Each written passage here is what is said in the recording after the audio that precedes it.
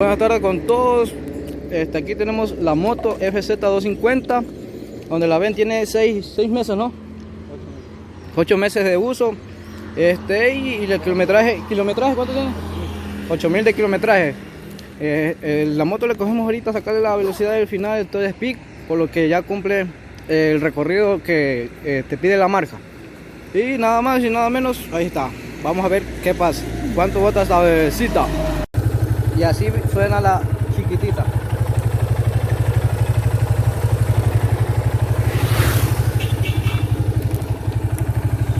Vemos su tablero digital, muy bonito.